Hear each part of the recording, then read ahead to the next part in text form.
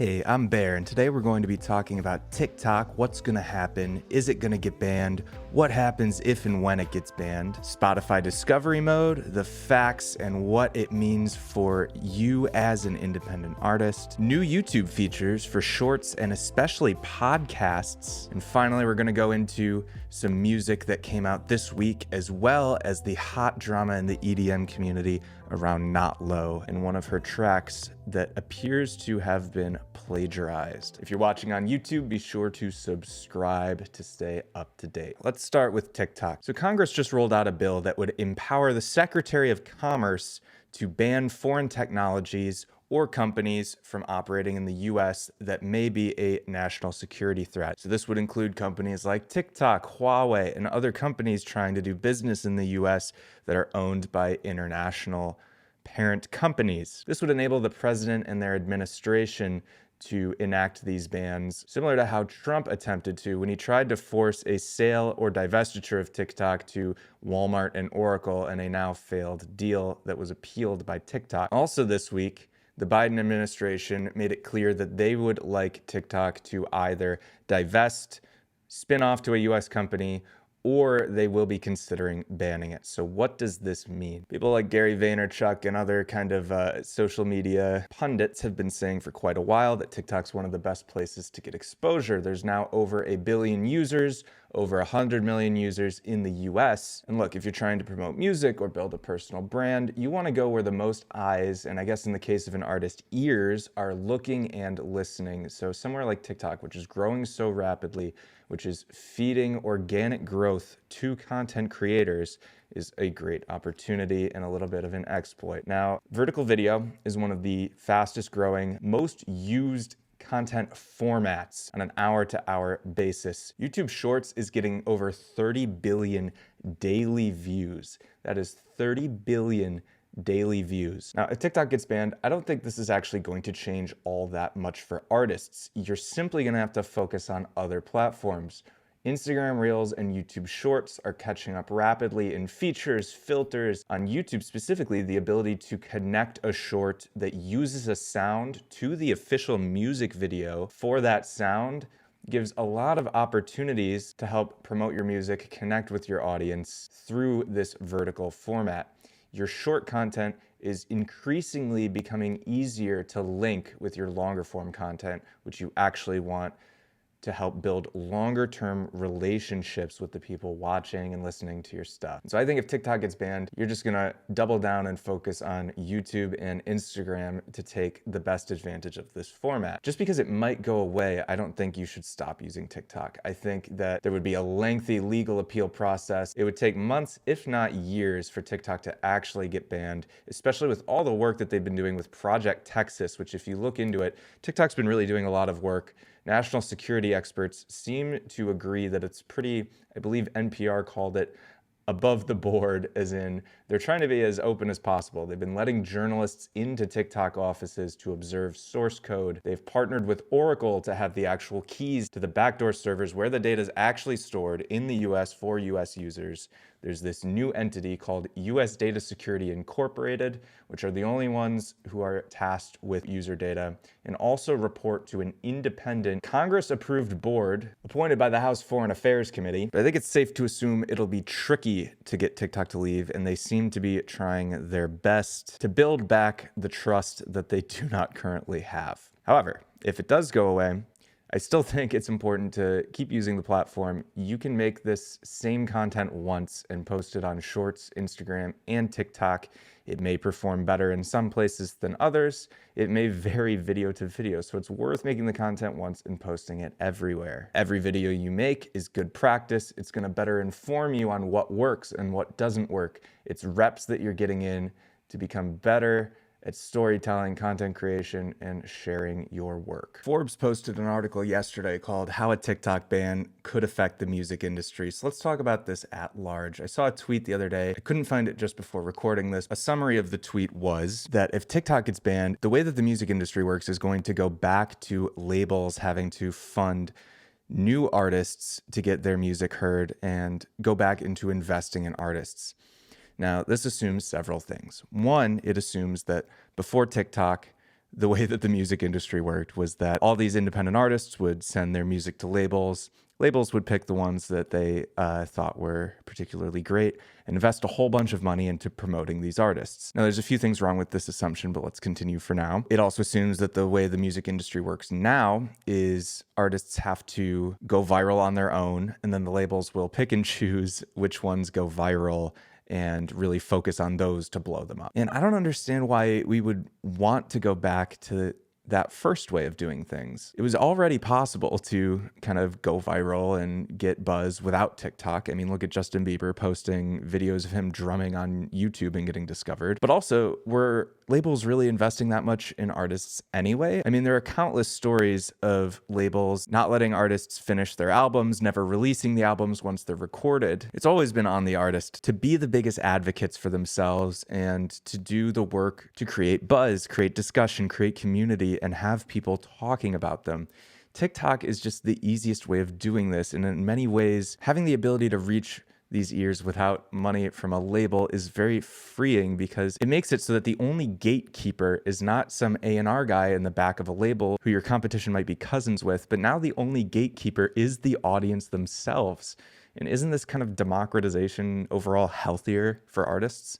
Let me know what you think in the comments on YouTube. The other big news that people have been talking about this week is on Spotify. Now, Spotify just unveiled several new things. They unveiled a new homepage, which copies the TikTok infinite scroll. They're gonna keep showing you content to keep you engaged on the app, keeping that use time up, and keep you coming back for more. That's on the user side. On the artist side, Spotify for Artists has opened up a new campaign type for artists called Spotify Discovery Mode. Now, this has had a lot of controversy on social media. What it is Spotify promises to make certain songs that you opt into the program show up more in algorithmic playlists. However, this does not include Discover Weekly. This does not include Release Radar. This mode is specifically enabled for Spotify Radio and Spotify Autoplay. So if I play an album and let it play out, Spotify is going to start auto playing songs after whatever music that I've queued has played. So this is going to impact autoplay and specifically radio. If I go to an artist and play, for example, John Mayer Radio, it's going to play a bunch of algorithmic songs related to John Mayer. Now, there is no upfront cost to enable this. However, and here's where the controversy comes in, they do take an additional 30% of royalties off of streams that come from this. Now let's read a tweet from Nature Player that says, the Spotify Discovery Mode thing is game theoretically evil because the equilibrium is for everyone to opt in, at which point it does nothing and you're just getting paid less. Now, is this exploitation? Is Spotify trying to pay artists even less than they already do as one of the least profitable music playing platforms? Ben Jordan, famous for the flashbulb, also added this meme, which if you're watching the video version of the show, I have up on screen, where it's the guy putting on clown makeup with a bunch of different features of Spotify Discovery Mode. To read from Spotify's official page, there's no upfront cost. The commission is a percentage of revenue generated on select streams. This marketing cost is deducted from future Spotify statements, so no upfront cash budgets are required. In testing, we found that Discovery Mode can inspire further commission-free exploration of an artist's catalog.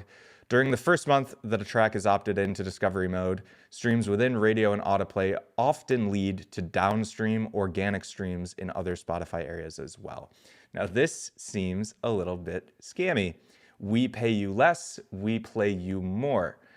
However, it's important to note that that 30% royalty penalty only comes on the additional streams from radio and autoplay. This is almost similar to the same misunderstanding that a lot of Americans have about how taxes work. Now, there's some percentage of people who would not take a raise for fear that it would put them in a higher tax bracket, even though the way that tax brackets work in America, you only get taxed on the additional income over that threshold. So if there's a tax bracket that ends when you make $100,000, someone would reject a raise that would put them at $101,000, but you'd still be taxed at the same rate up to the $100,000, and that increased tax would only be on the additional $1,000.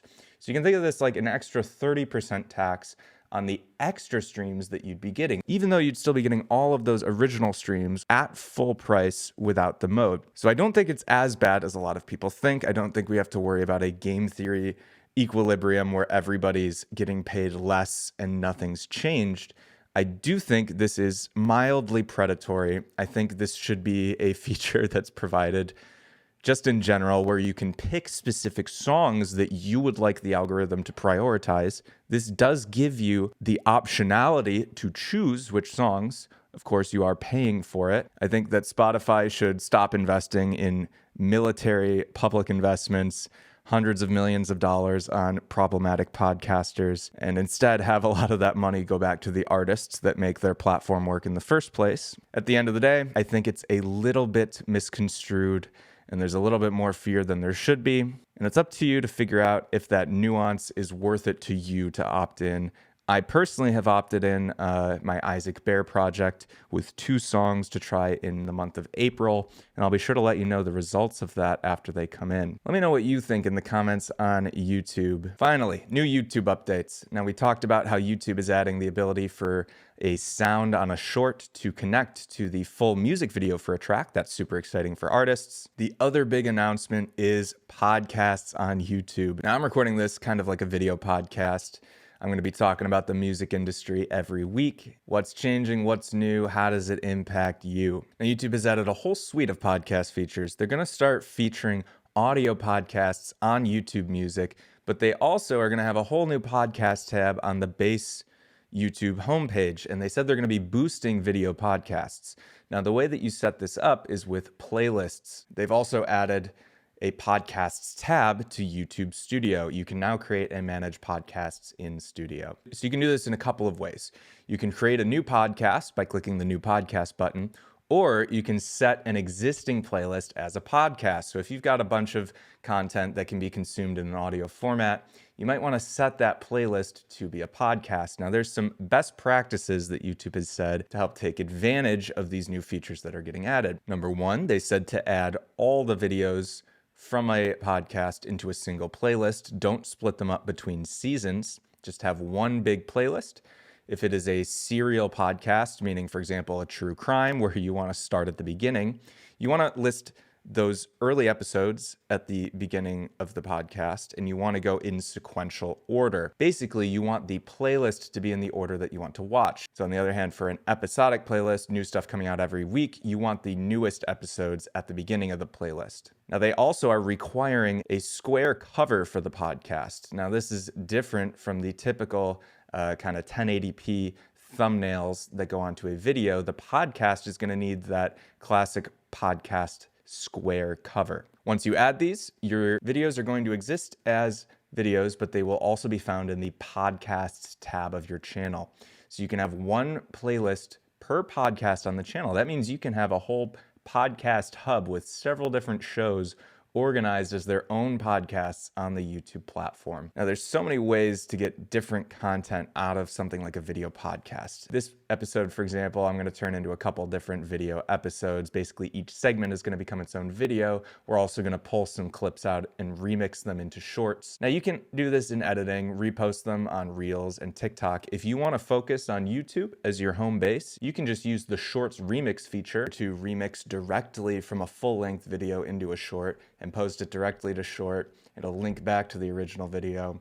They're basically just adding so many features that make it easy to get all these different kinds of content out there. As you may have noticed, they've split full-length videos, shorts, live streams, and now podcasts into different tabs on a YouTube channel page.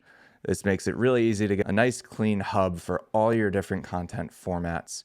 And keep in mind that, after vertical video, podcasts are the second most consumed content format. It's a great opportunity to record once and get lots of different channels of distribution and content formats out of one single recording. And this series is evidence of my own confidence in the format. Final segment for this week, we're going to actually be talking about some music. I want to start off by talking about the Danny Brown, JPEG Mafia, Anthony Fantano controversy.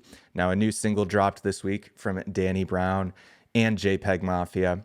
Anthony Fantano famously is a big fan of both of these artists, and he said the mix was bad. Drama alert, somebody call Keemstar. Danny Brown was too low in the mix. Now, as a producer, I do think he was a little low in the mix. I still liked the track. All jokes aside, my album pick of the week is the new album by 100 gecs, 10,000 gecs. I think it's fascinating. The sound design, incredible. The samples, incredible. And all the millennials pacing around their apartment, listening to alternative metal, dubstep, hyperpop fusion. I thought the album was great. That was my favorite release this week. I highly recommend if you like listening to some weird, freaky deaky stuff. It's weird. It's cute. It's frightening. I bought a hoodie. What else can you say about the gecs? Gek. That was my rose, and our thorn for the week is the fact that we are still talking on Twitter about Not Low. For those of you who haven't been following, over the last couple of weeks, there has been lots of controversy on Twitter. Artist named Not Low got into some hot water on Twitter because it turns out one of her songs was basically a one-to-one rip of the demo track from a royalty-free sample pack. Now, for those of you who aren't too into sample packs, a lot of times there will basically be a demo track that is made using samples from the pack as an example of the type of music that you could be making with the samples. You sell the sample pack, all the sounds are royalty free. Not Low basically took the demo track, which royalty free, it's public domain, and released it as her own work. A lot of people have been calling this plagiarism. I think Ben Jordan had the best take, and I'm going to read it to you here. At Not Low Bass Music, didn't get to enjoy making those tracks. She didn't get the dopamine release when finishing them. She didn't feel good when they were complimented. Instead, she worried that this day might come. If you feel the need to punish her beyond that, that's a you problem. I think we all agree it's pretty lame. It sucks. She got caught. People aren't gonna respect her music going forward in many ways due to this controversy. I think the discourse going for weeks is a little bit excessive. I think there's a lot of posturing going on in the community for wanting to look legit. Look, we all agree it's lame. Why do we all care so much? It's not devaluing your own work. It only devalued hers.